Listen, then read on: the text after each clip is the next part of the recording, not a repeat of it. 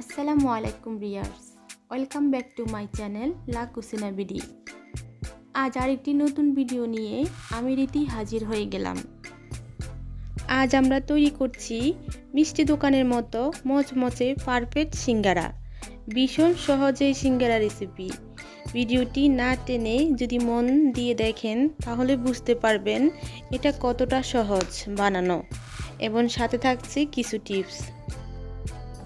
প্রথমে আমি ডো তৈরি করব, সেজন্য 2 কাপ ময়দা নিয়ে নিলাম। এখন এর মধ্যে দিয়ে দিচ্ছি স্বাদ মতো লবণ, দিয়ে দিচ্ছি 1 চা চামচ চিনি,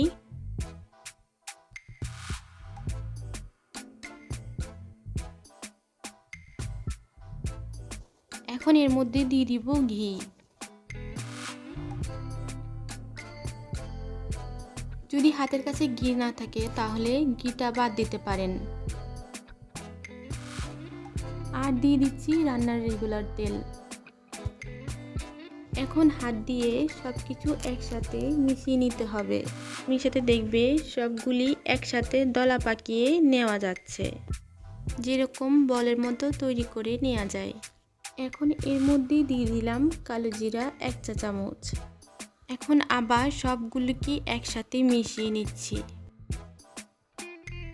এখন এর মধ্যে ফ্রিজে নরমালে রাখা পানি অল্প অল্প করে ব্যবহার করব। পানিটা কিন্তু অল্প অল্প করে দিতে হবে, একসাথে দেয়া যাবে না। অল্প অল্প করে পানি দিয়ে একটা শক্ত খামি তৈরি করে নিতে হবে। খামিটা তুলনামূলক শক্ত হবে। আমি এরকম একটা শক্ত খামি তৈরি করে নিয়েছি, যেমনটা দেখতে পাচ্ছেন। এটা মসৃণ হবে না। এবার এটাকে ঢেকে দিব। ঢেকে ডোটাকে আমি আধা ঘন্টার জন্য রেস্টে রেখে দিলাম। এর ফাঁকে আমি ভিতরের পুরটা রেডি করে নিচ্ছি। পুর বানানোর জন্য আমাদের প্রথমে যেটা লাগছে, আমি আলুগুলোকে 70% বয়েল করে রেখেছি। 1 ইঞ্চি আদা, 2 কোয়া রসুন।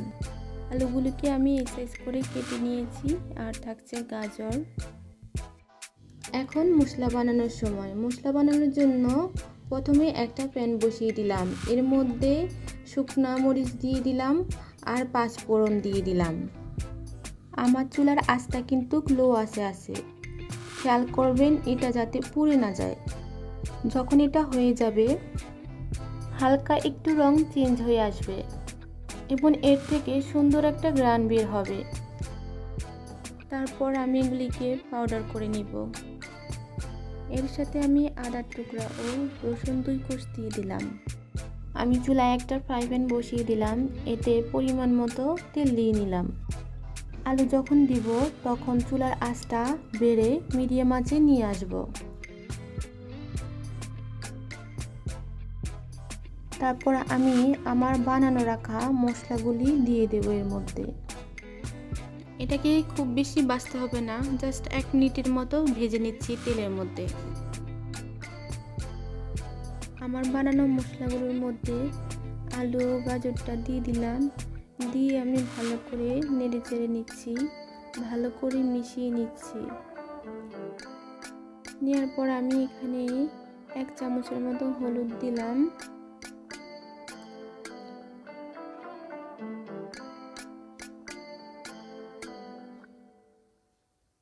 এক চামচ জিরে গুঁড়ো দিয়ে দিলাম। আর দিয়ে দিচ্ছি স্বাদ মতো লবণ।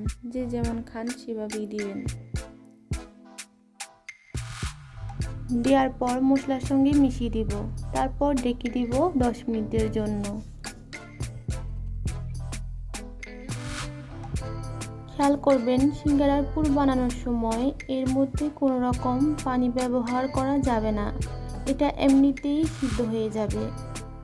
যখন এটা সিদ্ধ হয়ে যাবে এর মধ্যে দিয়ে দিব কাঁচা পেঁয়াজ, কাঁচা ধনিয়া আর কাঁচা মরিচ। এগুলিকে ভালোভাবে পুরগুলোর সাথে মিশিয়ে নিচ্ছি। আমাদের সিঙ্গারার পুরগুলি রেডি। এবার এগুলিকে ঠান্ডা করে নিতে হবে। এবার আমি চুলার আঁচটা অফ করে দিলাম। তারপর চলে যাচ্ছি আমার ময়দার খামির কাছে। আধা ঘন্টার জন্য এটাকে রেস্টে রেখেছিলাম। এখন আমি ফয়েল পেপারটা খুলে নিচ্ছি। দেখুন এটা আগের চেয়ে অনেক সফট হয়েছে। এটাকে আমি ভালোভাবে মুথে নিব যেন সিঙ্গারার শেপটা ভালো আসে। আমি এটাকে এরকম লম্বাটে করে নিলাম, নিয়ে ছুরির সাহায্যে আমি এরকম লেচি কেটে নিলাম। এখন আমি একটা রুটি বেলে নিব, তবে গোল করে নয়, লম্বালম্বি করে। খেয়াল রাখতে হবে রুটিটা যাতে মোটা বা পাতলা হয়ে না যায়, তবে রুটি থেকে সামান্য মোটা করে বেলে নিতে হবে। আমরা মাঝখান বরাবর এটাকে কেটে নিলাম। এখন একটা বাটিতে পানি নিয়ে নিলাম যাতে করে সিঙ্গারাগুলো আটকানো যায়। একটা ভাগ আমি সরিয়ে রেখে অন্যটিতে পানি লাগিয়ে নিলাম। তারপর পানি লাগানোর দিকটিকে এভাবে আটকিয়ে দিতে হবে, এভাবে আটকিয়ে দিতে হবে। এবার এর মধ্যে পুর নিয়ে নিচ্ছি। একটু চেপে চেপে পুরগুলি ঢুকিয়ে দিতে হবে।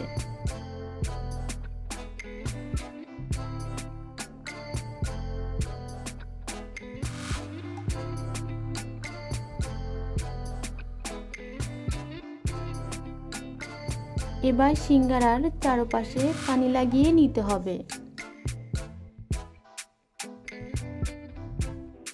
তারপর একটা বাঁশ দিয়ে টেনে অন্য অংশের সাথে লাগিয়ে দিতে হবে, ঠিক যেমনটা দেখতে পাচ্ছেন। এভাবে সিঙ্গারাটাকে রেডি করে নিলাম।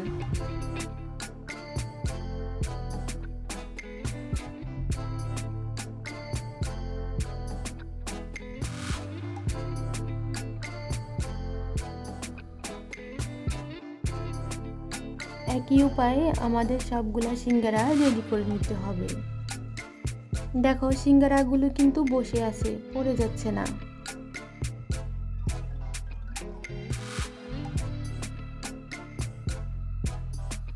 ভাজার জন্য একটা প্যানে কুকিং অয়েল দিয়ে নিলাম।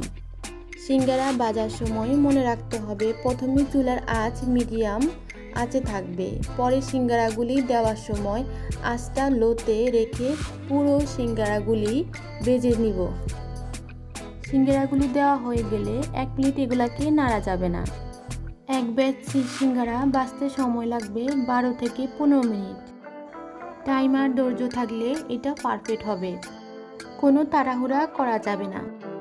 প্রতি 1 থেকে 2 মিনিট পর পর এগুলি নেড়ে চেড়ে দিতে হবে। পুরো কুকিংটা অ্যাটেনশন দিয়ে করতে হবে। সিঙ্গারাগুলি ভাজার সময় খেয়াল রাখবেন কোনোভাবে যেন আগুন হাইটে না যায়। আমার সিঙ্গারা ভাজা কিন্তু রেডি। ভাবছো এত প্যাকাশে দেখাচ্ছে, এটা কি তুলে নিব?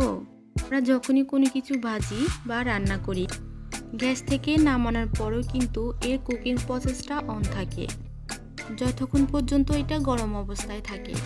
সিঙ্গারাগুলি ভাজার পর কিচেন টিস্যুতে রেখে দিলাম। তো এই হচ্ছে আমার সিঙ্গারা। আমি একটা সিঙ্গারা নিয়ে ভেঙে দেখাচ্ছি এটা কতটা পারফেক্ট এবং মচমচে হয়েছে। রেসিপিটি ভালো লাগলে লাইক কমেন্ট করবে, আর আমার চ্যানেলে নতুন হয়ে থাকলে চ্যানেলটিকে সাবস্ক্রাইব করে বেল আইকনটি বাজিয়ে রেখো। দেখা হবে নতুন কোনো রেসিপি নিয়ে। ততক্ষণ পর্যন্ত সবাই ভালো থাকো। আল্লাহ হাফেজ।